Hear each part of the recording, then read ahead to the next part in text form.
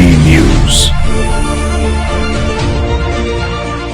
नमस्कार, मैं रेखा, आपका स्वागत है लोकतंत्र प्रहरी के 8 PM में, जहां हम देखेंगे दुर्ग जिले समेत प्रदेश एवं देश विदेश की कुछ प्रमुख खबरें। तो आइए शुरू करते हैं पहले दुर्ग जिले की खबरों से।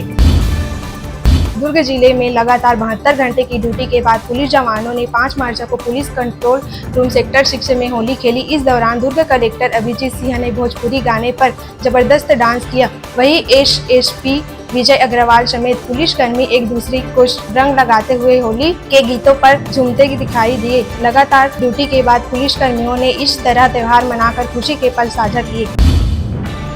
भिलाई के वैशाली नगर विधानसभा क्षेत्र के विधायक रिकेश सेन ने होली के मौके पर एक अनोखी पहल की। त्योहार के दौरान किसी भी मेडिकल इमरजेंसी से निपटने के लिए उन्होंने खुद वेंटिलेटर युक्त एम्बुलेंस चलाकर पूरे 37 वार्डों में गश्त की। गश्त के दौरान उन्होंने लोगों को ट्रैफिक नियमों के पालन करने, हेलमेट पहनने और सुरक्षित तरीके से त्योहार मनाने की अपील की। विधायक का कहना है कि अगर क्षेत्र में होली सुरक्षित और शांतिपूर्वक रही तो वही मेरी सबसे बड़ी खुशी होगी। उनकी इस पहल की पूरे भिलाई में जमकर तारीफ हो रही है। भिलाई नगर निगम के आयुक्त राजीव कुमार पांडे ने जोन 2 क्षेत्र का दौरा कर विकास कार्यों का जायजा लिया। इस दौरान उन्होंने कुरुद बस्ती से गोकुल नगर तक बनने वाली नई सड़क, बायोगैस प्लांट, पूर्व निर्मित शेड और सामुदायिक भवन के निर्माण स्थलों का निरीक्षण किया। आयुक्त ने संबंधित अधिकारियों एवं एजेंसियों को निर्देश दिए कि सभी निर्णय कार्य जल्द से जल्द शुरू की जाए और गुणवत्ता के साथ समय पर पूरे हो।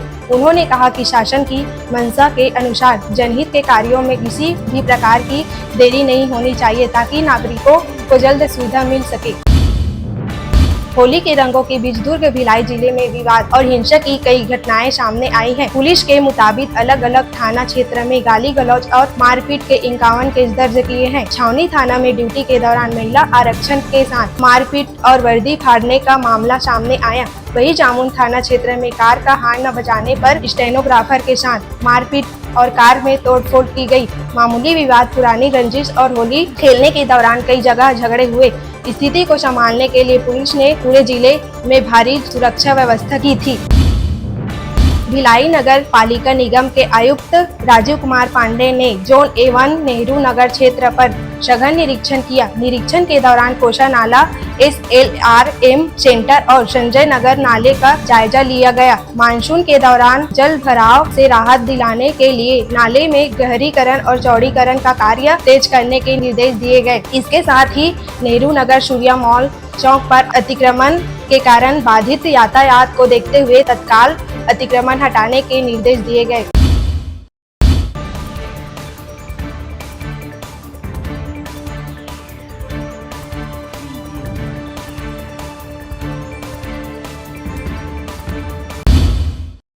अब नजर डालते हैं प्रदेश की खबरों पर।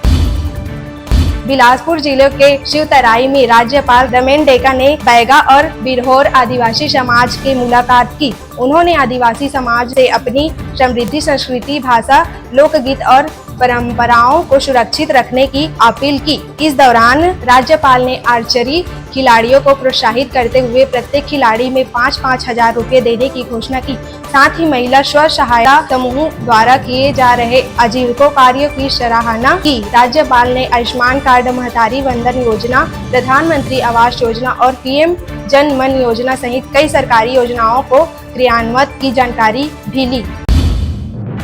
नवा रायपुर स्थित नीति भवन के छत्तीसगढ़ राज्य नीति आयोग के नवनियुक्त उपाध्यक्ष गणेश शंकर मिश्रा ने पदभार ग्रहण किया। इस अवसर पर मुख्यमंत्री विष्णुदेव साय कार्यक्रम में शामिल हुए और उन्हें बधाई दी। मुख्यमंत्री ने कहा कि राज्य नीति आयोग प्रदेश के दीर्घकालीन विकास, नीति निर्माण और विभागों के बेहतर समन्वय के माध्यम से छत्तीसगढ़ को नई दिशा देगी। प्रधानमंत्री नरेंद्र मोदी के विकसित भारत 2047 विभाग के अनुरूप छत्तीसगढ़ विजय डॉक्यूमेंट 2047 भी तैयार किया गया है। नवनियुक्त उपाध्यक्ष गणेश शंकर मिश्रा ने कहा कि बेहतर और भविष्य की जरूरतों को ध्यान में रखते हुए नीतियां बनाकर छत्तीसगढ़ को और समृद्ध बनाने के लिए काम किया जाएगा।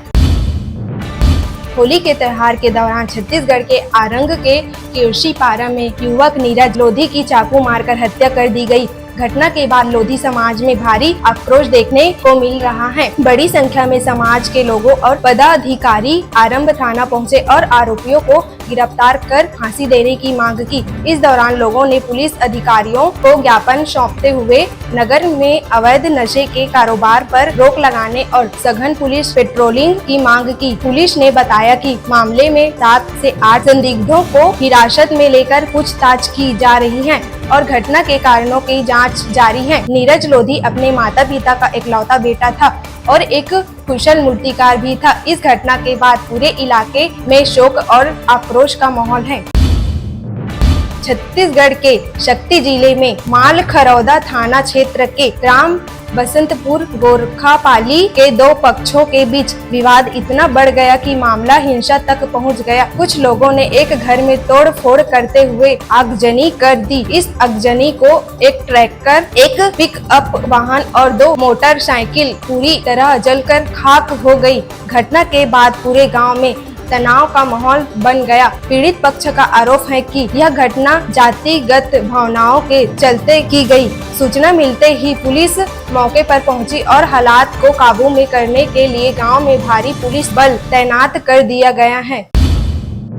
कोरबा जिले के कुदमुड़ा उपार्जन केंद्र में मंडी प्रभारी राजेश कुमार धान चोरी की लगातार घटनाओं के कारण अपनी पत्नी के साथ उपार्जन केंद्र परिसर में अस्थायी झोपड़ी बनाकर रह रहे थे और धान की सुरक्षा कर रहे थे।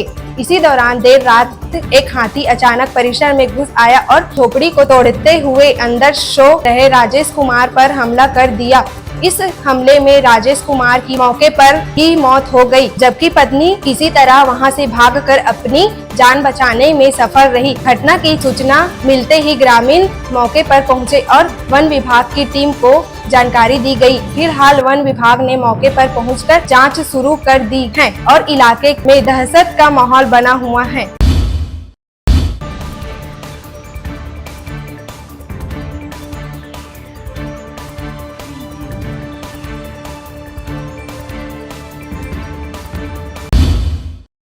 अब नजर डालते हैं देश विदेश की खबरों पर।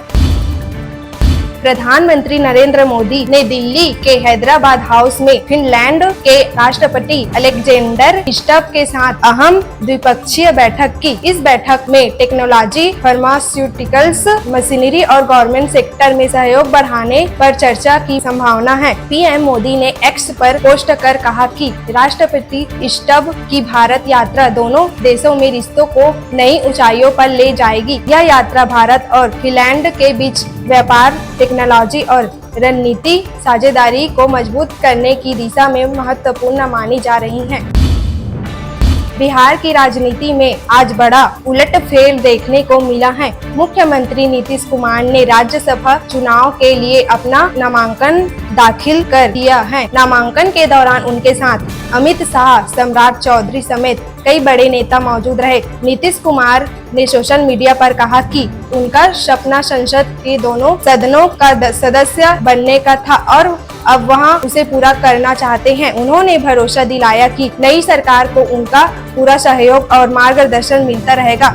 ऐसे में बड़ा सवाल उठ रहा है, बिहार का अगला मुख्यमंत्री कौन बनेगा? क्या बीजेपी का सीएम बनेगा या जेडीयू ने नया चेहरा सामने आएगा? अब सबकी नजर बिहार की नई राजनीतिक चाल पर है।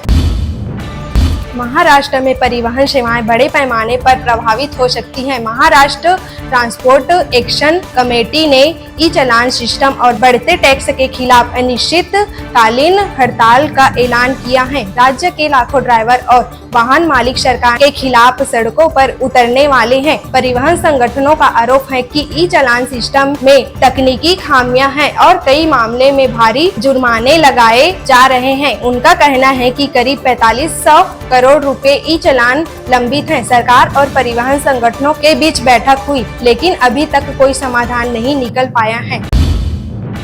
कनाडा के विंडसर में पंजाबी मूल की social media influencer Nancy Agarwal की चाकू मारकर हत्या कर दी गई। 45 साल की नैन्सी ग्रेवाल सोशल मीडिया पर खालिस्तान समर्थकों के खिलाफ खुलकर बोलने के लिए जानी जाती थी। 4 मार्च की रात करीब 9:30 बजे उन पर हमला हुआ। गंभीर हालात में उन्हें अस्पताल ले जाया गया, जहां उनकी मौत हो गई। पुलिस को शक है कि इस हत्या के पीछे सिख कट्टरपंथियों का हाथ हो सकता है। हालांकि अभी तक कोई गिरफ्तारी नहीं हुई है। फोरेंसिक टीम इलाके से सबूत जुटा रही है और जांच जारी है।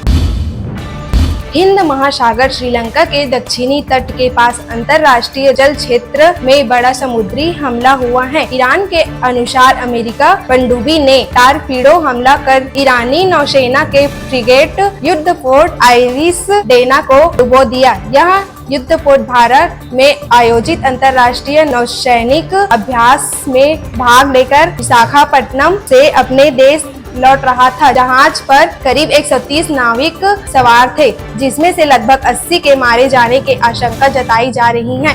ईरान के विदेश मंत्री सैयद अब्बास अराघची ने इसे समुद्र में अत्याचार बताते हुए अमेरिका को गंभीर परिणाम भुगताने की चेतावनी दी है। अगर यह दावा सच साबित होता है तो यह द्वितीय विश्व युद्ध के बाद टारपीडो से जहाज डुबाने की पहली बड़ी घटना होगी।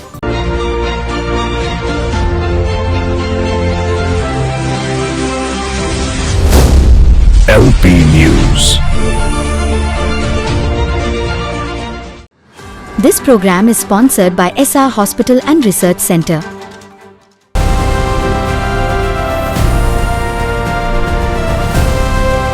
हर खबर पर नजर, सच, हिम्मत और जमीनी रिपोर्टिंग, देश, समाज और सत्य के लिए। LP News, आपकी आवाज।